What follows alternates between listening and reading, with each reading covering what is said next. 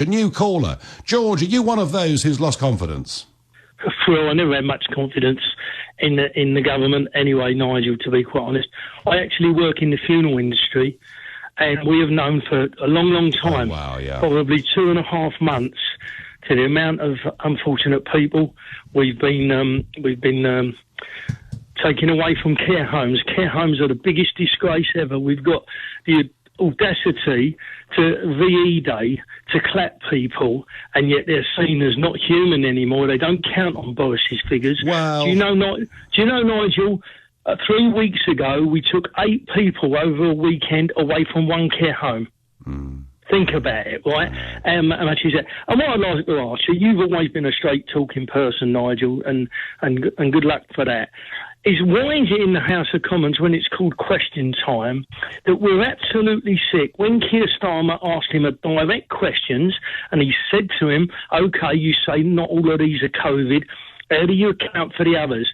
And then the buffoon just stood up and waffled and said, we're doing great, we're doing this, we're doing great, you know, blah, blah.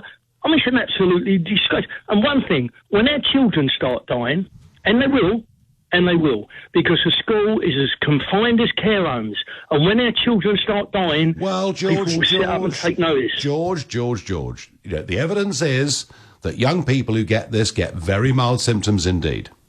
OK, let's hope. All right. George, level with me. I will. Level with me. I bet you weren't a Boris voter last December, were you? Do you know what? It's the first time in my life, Nigel, I never voted. And I've been a socialist all my life. OK, well, I kind of guessed that. I couldn't vote. I couldn't vote for Jeremy Corbyn, unfortunately, you know, because he didn't nail his colours to the mast either one way or another on Brexit. If he had done, but George, if you've been a socialist all your life, there's almost nothing that Boris could have done to impress you, is there? Oh no, there is.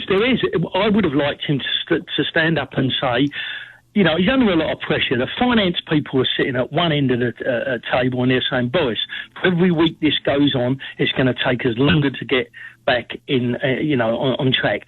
But we're just collateral damage. We're just collateral people. And I reckon they've even had discussions to say, how many people can we lose? How can we hide the figures? George, cynical. George, you know, if you're leading a country, I'm going to just sort of defend the government for a moment here.